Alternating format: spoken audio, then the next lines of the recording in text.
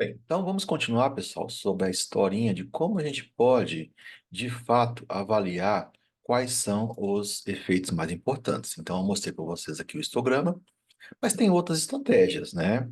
Eu vou mostrar aqui nos slides, mas a gente vai botar a mão na massa depois, lá no Excel e no Octave, para poder fixar bem esses conceitos. Então, uma outra estratégia aqui bem interessante é o seguinte, é calcular a porcentagem de contribuição de cada um dos efeitos. Só que nós temos efeitos positivos, nós temos efeitos negativos, né? Então, qual que é a ideia aqui? O que você pode fazer? Você pode pegar o efeito, né? Aqui eu peguei os efeitos, coloquei eles em ordem crescente, né? Então, o menor efeito de todos é a interação 1, 4. Depois tem a interação 2, 3, 3, 4, 1, 2, 4. E veja que são efeitos aqui, olha, bem baixinhos, né? Tem o efeito da variável 4, que é a cor da colher, deu zero, né? Na verdade, depois a gente vai fazer os cálculos, você vai ver que é 0,1 coisa, né? Arredondei para zero, porque a unidade do efeito é a unidade da resposta que você está trabalhando com quantidades de balinhas, né? Então, eu coloquei aqui números inteiros, tá bom?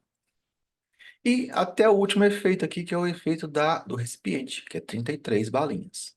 Então, o que a gente pode fazer? A gente pode pegar esse efeito, levar ao quadrado, né? Levei ao quadrado, eu somo todos esses valores ao quadrado, aí depois eu calculo quantos por cento cada um desses quadrados correspondem ao total. Por exemplo, o efeito 2, 33 elevado ao quadrado, 1089. 1089 dividido pela somatória, vezes 100, dá 67, né? Então, veja que esses efeitos aqui, o 2, o 1 e a interação 1, 2, eles juntos somam praticamente 98% de todos os efeitos juntos, né? Graficamente tem isso aqui, ó. Os menores efeitos, alguns negativos aqui, e os efeitos mais importantes, o 2, 1 e interação 1, 2 nessa ordem. Veja que a visualização é a mesma que eu tenho aqui, né?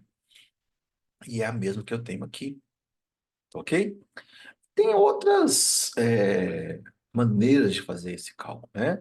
Tem algumas literaturas que usam um módulo, né? Também funciona, é a mesma coisa, né? Vai dar uma diferençazinha, mas visualmente, né, a conclusão final é a mesma, né? Você pode pegar o módulo, somar os módulos e pegar cada módulo e dividir pela somatória dos módulos vezes 100, né? Bem, é uma maneira de fazer. Esses efeitos aqui, pequenininhos, somaram mais ou menos que 2% de todos os efeitos. Ou seja, essas coisas aqui são indiferentes. Isso aqui é importante. Bem, outra maneira da gente poder trabalhar é o seguinte, ó, estou pegando aqui os efeitos, aqui eles estão ordenados pela identificação, aqui estão ordenados pela ordem crescente. O que que eu posso fazer? Eu posso pegar esses 15 efeitos e dividir eles em uma curva gaussiana, né? Em uma distribuição normal, né? Então, vamos voltar lá na questão da distribuição normal. Eu posso pegar aqui, então, esses efeitos, são 15, eles estão em ordem crescente. Eu vou dividir eles em 15 parcelinhas da curva normal.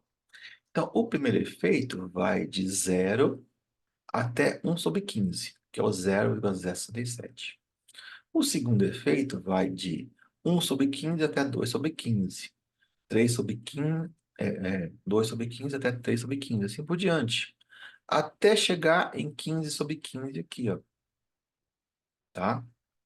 Depois eu calculo o meio disso aqui, ó, a média desses dois tá aqui, e posso verificar numa tabela Z qual que é o valor de Z correspondente a essa área da gaussiana. Veja que quando eu estou aqui no meio, olha só, no meio eu tenho meio, né? 50% da gaussiana. O valor de Z correspondente é zero, tá? Bem, tá um pouquinho abstrato, vamos dar uma olhadinha aqui nessa nesse gráfico, né? Então, eu peguei todos os dados e dividi em 15 áreas iguais. Para cada área, eu associei o valor de Z, né? Isso eu vou dizer para a gente fazer cálculo de probabilidade, né? Qual que é a probabilidade de eu encontrar uma concentração maior do que tal, né? Então, você tem lá a média, você tem o desvio padrão, você calcula o Z e você vai na tabela Z e olha a área, né? Então, essa é a maneira. Aqui eu estou fazendo o contrário, eu estou calculando a área e estou encontrando o Z, tá? Bem, e como é que eu acho esse Z? Então, aqui está a tabela Z, né? Então, olha só. Se eu achei aqui, por exemplo, uma área de 23,27, ó, 23,27. Onde é que está essa área? Está aqui, ó, mais ou menos 23, né? Qual que é o valor de Z correspondente? Se eu for no eixo, na linha horizontal, eu encontro 0,7. Se eu for na linha vertical, 0,03. 0,7 mais 0,03 dá 0,73. Né? Então, esse é o valor de Z correspondente.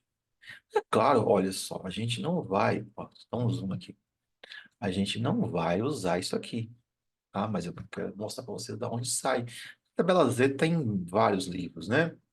Olha só, quando o Z é zero, quando o Z é zero, ó, eu tenho 50%, né? Então, olha só, deixa eu voltar aqui para o tamanho original. Quando o Z é zero, eu tenho 50%. É o que eu estou mostrando aqui, tá bom? Bem, é isso aqui que eu quero exemplificar para vocês. Aí, Dani, o que você vai fazer com esse negócio? Se eu plotar no eixo X o efeito e aquela probabilidade, né, aquela porcentagem que está aqui, eu tenho um gráfico com essa visualização. Veja que eu tenho uma gama muito grande de efeitos perto do zero. Eu posso pegar uma linha e traçar por esses efeitos. Veja que essa linha não passa por esses efeitos aqui. Esses aqui são importantes. Esses aqui não são. Tá? Veja que a mesma visualização que eu tenho aqui, ó, os efeitos não importantes e os efeitos importantes. Então, a ideia dessa triagem é a gente fazer esse exercício, descobrir quem é importante, tá? Bem, outra coisa a gente pode fazer é o seguinte, em vez do eixo Y a gente ter a porcentagem, a gente pode ter o valor de Z, que eu acabei de mostrar para vocês da onde a gente tira. Aí eu tenho a mesma coisa, ó. Os efeitos insignificantes perto do zero e os significativos longe do zero, tá? Longe do zero. Ou seja, esses aqui são importantes, esses aqui são insignificantes, ou seja, apenas ruído experimental, né? Erros aleatórios, alguma coisa assim. Bem, resumo. Efeito. Efeito é a média das respostas no nível alto menos a média das respostas no nível baixo. A gente pode visualizar os efeitos com gráficos de probabilidade ou gráficos do Z. Aí a gente pode eliminar variáveis menos importantes, ou seja, a gente está fazendo uma triagem. Ah, Ednei, quais são as variáveis menos importantes? Aqui está bem claro, olha, veja que tem a variável 4, que é a cor da colher, e a variável 3, que é o operador, né, o homem ou a mulher. Veja que os efeitos principais dessas duas variáveis e os efeitos de interação dessas duas variáveis são totalmente insignificantes. A gente pode retirar essas duas variáveis. Algumas playlists para vocês entenderem melhor todo esse contexto. Lá tem exercícios, né? Eu vou mostrar alguns exercícios aqui também, daqui a pouquinho. Vocês podem dar uma olhada no capítulo 1. Essa playlist do capítulo 1 é a playlist foi a primeira playlist que eu fiz, antiga, né? Ela foi feita no Excel na versão antiga, vocês vão perceber isso, mas ela é bem mão na massa, né? Tem o tutorial da Química Nova, a playlist 8, playlist 9, e os cadernos de questões, o caderno 2 e o caderno 3, playlist 26 e a playlist 29, tá bom? Vou parar por aqui. Nos próximos vídeos a gente vai fazer uma prática com esses dados dos MMs e também fazer alguns exercícios, tá bom?